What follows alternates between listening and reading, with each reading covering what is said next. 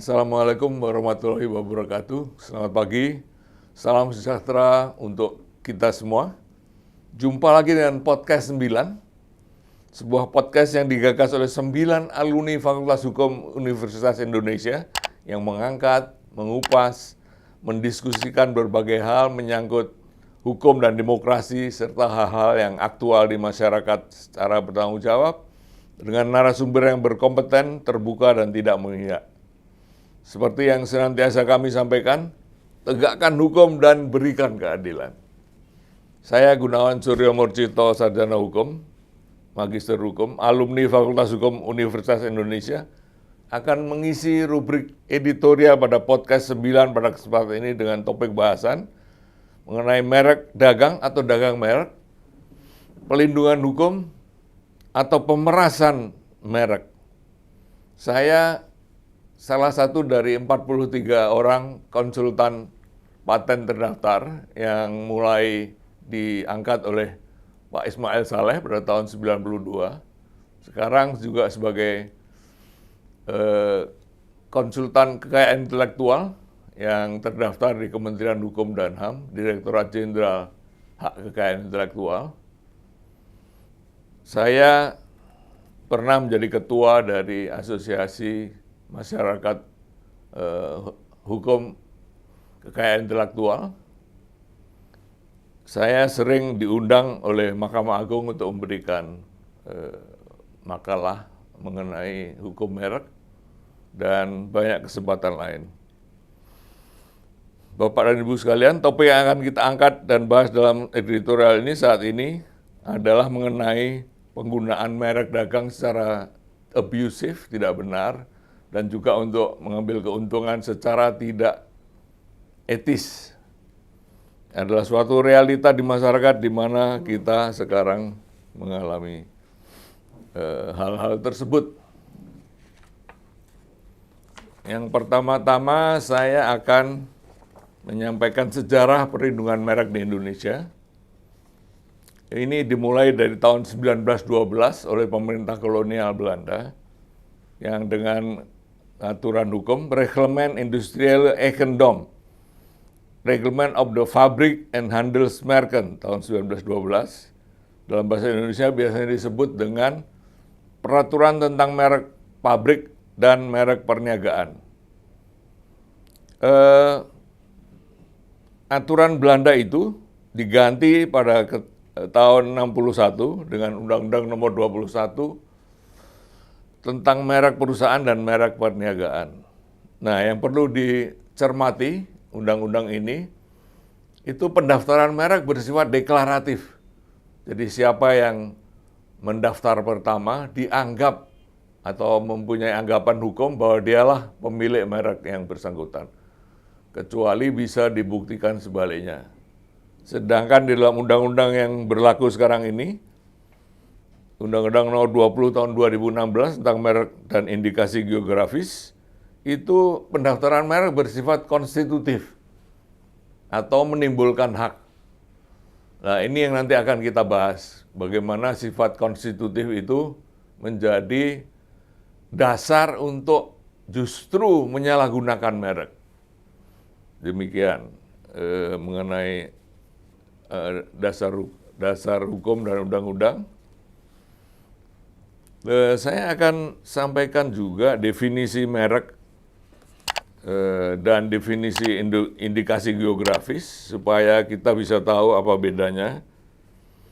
Dalam Undang-Undang Hukum Kekayaan Intelektual itu disebutkan bahwa merek adalah tanda yang dapat ditampilkan secara grafis berupa gambar, logo, nama, kata, huruf, angka, susunan warna, dalam bentuk 2 dimensi dan atau 3 dimensi, suara, hologram, atau kombinasi dari 2 atau lebih unsur tersebut untuk membedakan barang dan atau jasa yang diproduksi oleh orang atau badan hukum dalam kegiatan perdagangan barang dan atau jasa. Kata kegiatan perdagangan ini penting, nanti pada saatnya saya akan bahas dalam hubungannya dengan perlindungan merek di Indonesia. Kemudian indikasi geografis, apa sih itu? Banyak yang tidak tahu sebenarnya. Indikasi geografis adalah suatu tanda yang menunjukkan daerah atau asal suatu barang dan atau produk yang karena faktor lingkungan geografis, termasuk faktor alam, faktor manusia, atau kombinasi dari kedua faktor tersebut, yang memberikan reputasi, kualitas, dan karakteristik tertentu pada barang dan atau produk yang dihasilkan. Salah satu contoh yang terkenal adalah mengenai ubi Cilembu, lalu kopi Toraja, kopi Gayo, dan lain-lain. Itu mengenai indikasi geografis, diatur juga dalam Undang-Undang nomor 20 tahun 2016 tentang merek dan indikasi geografis. Kemudian saya akan menceritakan kasus-kasus.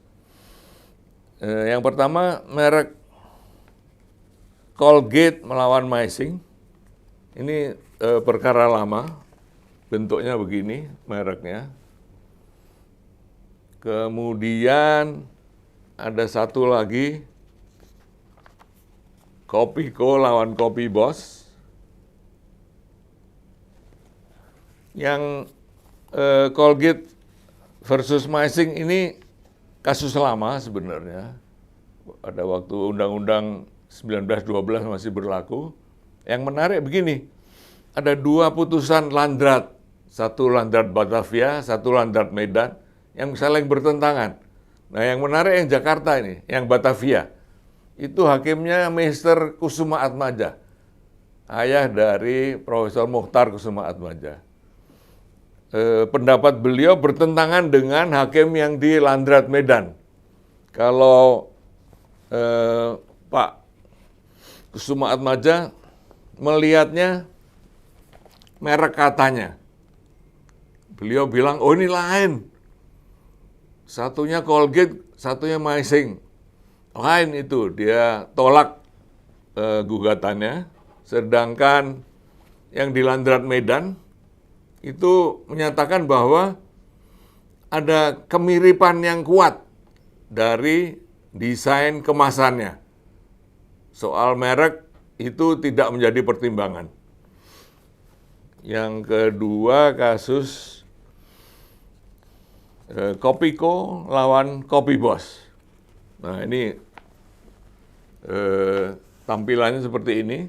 Satu Kopiko, satu Kopi Bos. Kemasannya ditiru persis, mereknya saja yang tidak ditiru. Jadi penampilan secara keseluruhannya yang menjadi dasar untuk memasarkan barangnya. Ini mendompleng pada ketenaran Kopiko sebenarnya. Jadi yang menjadi catatan penting, kalau suatu merek dagang itu desain kemasannya itu khas, sebaiknya didaftar secara keseluruhannya di dalam Kementerian Hukum dan HAM. Kementerian Hukum sekarang, Direktorat Jenderal Kekayaan Intelektual. Jadi daftarkan seluruhnya, nanti kalau ada yang niru kemasan bisa diambil tindakan.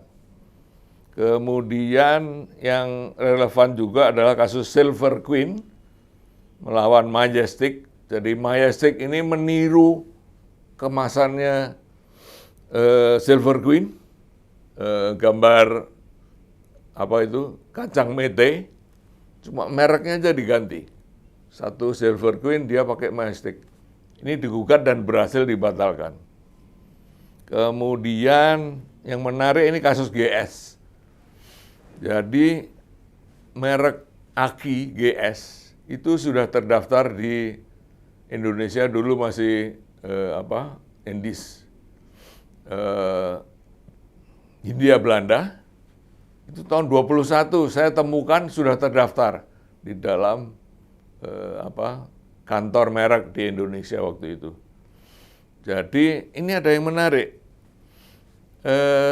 Waktu Ibu Wuryati Martosewoyo sebagai Direktur Hak Cipta Paten dan Merek, beliau mendapat surat dari seorang konsultan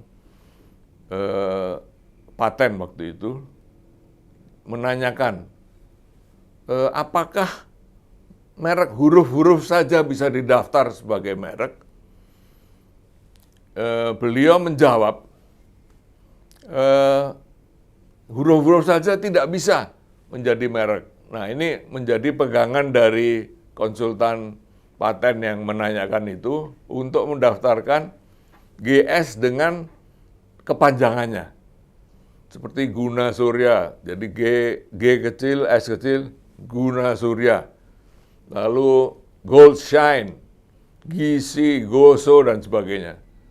Pendaftarannya dipakai dengan berbeda. Ketika dipakai sebenarnya, GS-nya ditonjolkan, tulisannya kecil. Ini menimbulkan penyalahgunaan dari merek. Contohnya begini, kalau ada orang mau beli aki, dia untuk ganti mobil perusahaan misalnya, dia tidak beli GS asli, tetapi beli yang ada singkatannya, ada kepanjangannya, GS Guna Surya misalnya. Nah, itu di markup di invoice-nya, disamakan dengan yang asli, padahal yang dia beli itu yang tiruan. Tiruan yang legal sebenarnya, karena terdaftar. Saya waktu itu sempat bertemu dengan Direktur HCBM, Ibu Woriati. Beliau mengatakan demikian, waduh, saya ketipu itu sama si Anu. Gitu. Saya tidak sebutkan namanya, tapi orang yang seangkatan dengan saya tahu siapa orangnya. Jadi Ibu Woriati merasa ketipu. Dia tidak cek ke dalam daftar merek-merek terdaftar, bahwa sebenarnya GS itu sudah terdaftar waktu itu. Nah, ada satu kejadian lain, salah seorang mantan direktur merek, saya ketemu beliau di komisi banding merek. Saya tanyakan mengenai merek GS ini, kenapa GS yang singkatan-singkatan, yang ada kepanjangannya kok didaftar begitu. Sedangkan sudah ada GS yang asli. Beliau mengatakan demikian, GS ada kepanjangannya kan? Memang ada, yaitu nama pendiri dari pabrik GS itu, Genso Shimatsu di Jepang, disingkat GS. Nah iya, ada kepanjangannya kan? Jadi itu bisa didaftar yang lain, Gold Shine, Guna Surya, Gizi, Goso, dan sebagainya itu bisa. Saya agak terkejut, loh ini direktur merek komentarnya kok begini? Tidak tahu sejarahnya perlindungan merek GS. Jadi saya agak antipati sama beliau jadi akhirnya.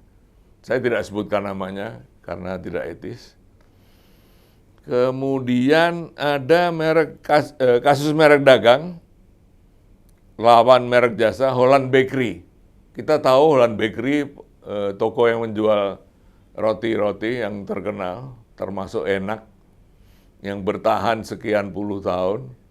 Waktu itu pendaftaran yang asli hanya untuk jenis barangnya, untuk roti-roti. Nah, ada satu perusahaan mendaftar merek jasa. Jadi tokonya, toko Holland Bakery, dia daftar sebagai merek jasa. Merek untuk menjual barang-barang Holland Bakery, ini tokonya yang dilindungi, jual barangnya yang lain gitu. Ini menjadi sengketa yang cukup panjang penyelesaiannya, tapi akhirnya bisa diatasi oleh Holland Bakery. Itu. Kemudian ada kasus merek Rolex untuk rokok. Jadi ada satu perusahaan rokok, pabrik rokok, mendaftarkan kata Rolex untuk rokok. Rolex tentu saja keberatan. Digugat, putusan mengatakan sampai ke Mahkamah Agung ini. Ini bisa terdaftar karena jenis barangnya lain. Rolex kan untuk arloji ya. Dia daftar untuk rokok. Nah, ketentuan dalam undang-undang merek itu, kalau barangnya tidak sejenis, bisa terdaftar. Tetapi ini kebetulan Rolex yang didaftar, suatu merek terkenal untuk jam mewah, didaftar untuk rokok, yang kemudian juga Adidas untuk rokok. Oleh perusahaan yang sama didaftar Adidas untuk rokok. Adidas keberatan karena produknya itu untuk olahraga, untuk kesehatan. Kok ini dipakai untuk rokok begitu? Gugat, kalah juga Adidas. Alasannya kan ini untuk rokok, bukan untuk jam atau yang sejenis. Jadi kalah ini. Kemudian ada kasus Superman, karakter di komik, DC Comics, melawan Superman biskuit. Ini putusannya boleh dibilang bagus, karena membatalkan Superman yang untuk biskuit. Jadi Superman DC Comics menang. Alasannya itu merek terkenal mendompleng pada ketenaran merek untuk melariskan jualannya. Begitu. Ada kasus merek yang lain, yaitu Pierre Cardin. Nah ini seru nih. Ada 28 merek lain, bukan merek lain, pemilik merek lain yang mendaftarkan Pierre Cardin juga untuk bermacam-macam barang, selain barang yang diproduksi oleh Pierre Cardin sendiri. Ini dulu, ini lama, kasus lama.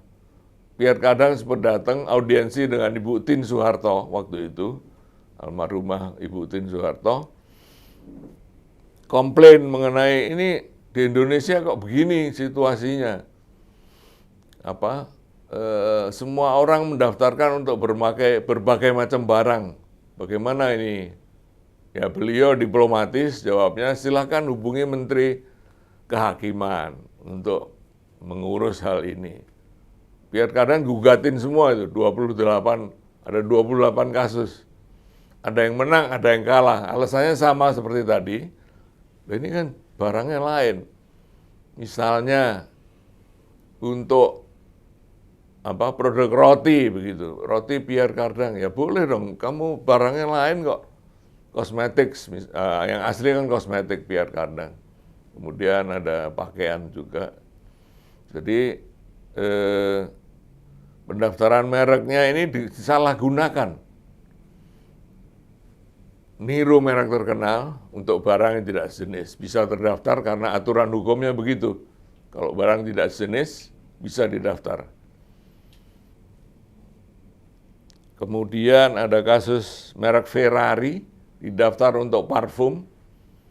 Oleh Ferrari mobil digugat, dimenangkan oleh Ferrari karena dianggap membonceng pada ketenaran Ferrari mobil. Nah itu bermacam-macam kasus merek yang terjadi. Masih banyak lagi, saya tidak angkat semua karena terlalu banyak.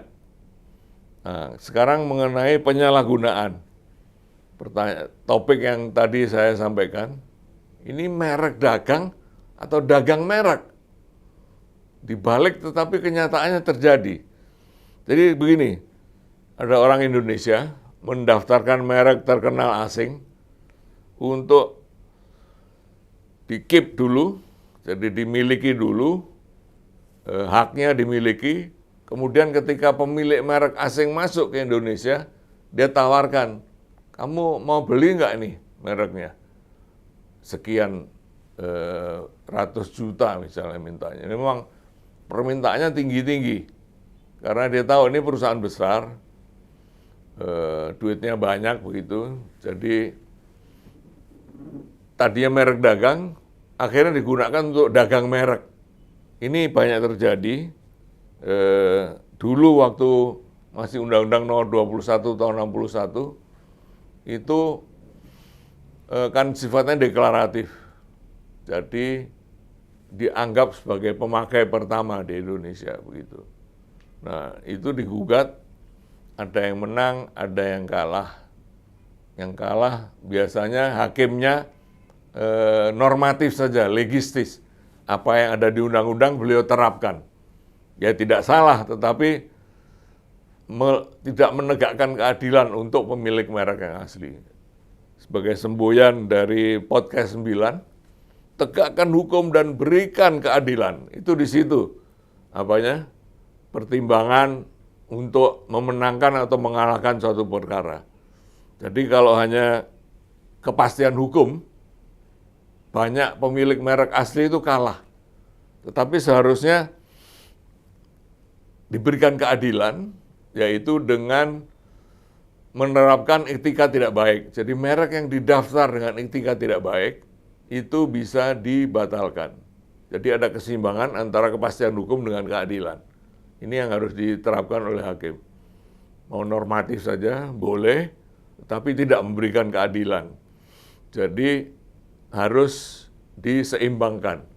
Kepastian hukum, oh ini orang tidak etikanya tidak baik ini. Jadi ini harus dibatalkan. Itu yang terjadi. Kemudian pertanyaannya yang kedua, perlindungan merek atau pemerasan merek. Nah, ini salah satu kiat dari orang yang beretika tidak baik. Jadi mereka mendaftarkan merek asing. Dia tahu di Korea misalnya banyak merek kosmetik yang terkenal. Nah, diimport oleh orang Indonesia, masuk ke pasaran Indonesia sebagai barang dagangan. Kelemahannya dari importir atau pemilik toko yang menjual barang Korea ini tidak memeriksa atau tidak menanyakan kepada perusahaan atau eksportir di Korea, kamu sudah terdaftar belum di Indonesia begitu? Dia tidak tanyakan, barang masuk, jual. Nah, tadi orang yang mendaftar merek, orang Indonesia yang mendaftar merek asing yang terkenal itu pandai sebenarnya, pandai atau licik ya. Jadi dia daftar mereknya, ketika ada toko yang menjual merek barang yang asli, dia datangi, dia somasi malah. Kamu melanggar merek terdaftar milik saya. Kamu bisa saya pidanakan begitu. Nah, ini terjadi. Ada beberapa merek asing didaftar oleh orang Indonesia untuk memeras jadinya. Dia somasi, kalau mau masih jualan, kamu bayar sekian kepada saya. Ini banyak terjadi. Jadi ini penyalahgunaan dari sistem konstitutif. Siapa yang mendaftar pertama, first to file, dia yang berhak. Jadi ini disalahgunakan. Didaftar merek untuk minta ganti rugi kepada pemilik merek asing yang sesungguhnya. Ini belum ada jurisprudensi Mahkamah Agung mengenai hal ini, tapi kami mengharapkan Mahkamah Agung melihat sisi keadilannya. Jadi tidak hanya kepastian hukum, tapi keadilannya harus juga dilihat supaya hukum tegak, keadilan juga dapat diberikan. Nah, ada satu pokok penerapan Kitab Undang-Undang Hukum Pidana yang digunakan oleh perlindungan merek, yaitu pasal 391 KUHP. Saya bacakan. Setiap orang yang membuat secara tidak benar atau memalsu surat yang dapat menimbulkan suatu hak, perikatan atau pembebasan utang, atau yang diperuntukkan sebagai bukti dari suatu hal dengan maksud untuk menggunakan atau meminta orang lain menggunakan seolah-olah isinya benar dan tidak palsu, jika penggunaan surat tersebut dapat menimbulkan kerugian, dipidana karena pemalsuan surat dengan pidana penjara paling lama 6 tahun atau pidana denda paling banyak kategori 6. Ini hukumannya cukup berat ini, 6 tahun tuntutan pidana maksimumnya. Nah, di dalam pendaftaran merek, ketika seorang memohonkan pendaftaran merek, itu ada kelengkapan administratif yang bunyinya demikian.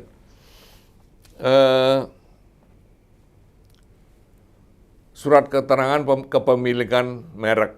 Saya pemohon adalah pemilik yang sebenarnya dari merek ini. Saya tidak meniru merek orang lain. Nah, ini surat yang isinya tidak benar, dijadikan dasar nantinya untuk memberikan hak atas merek atau mendaftarkan merek dari si pemohon itu. Ada diskusi yang cukup seru di antara anggota-anggota konsultan kekayaan intelektual, diskusi di WA Group, konsultan kekayaan intelektual. Ada yang berpendapat, oh bisa diterapkan, dan yang sebaliknya, oh ini nggak bisa, terlalu kriminalisasi dari merek. Jadi perdebatannya cukup sengit. Dari pihak yang pro menerapkan pasal 391 KUHP itu mengatakanlah, kalau tidak ada surat pernyataan itu kan kamu tidak akan dapat hak atas mereknya, begitu. Sedangkan yang tidak setuju dengan penerapan pasal 391 mengatakan itu kriminalisasi, sesuatu yang sifatnya hak keperdataan diserang dengan kasus pidana. Ada kendala memang untuk pembuktian kalau mau menerapkan pasal 391, yaitu ketika minta contoh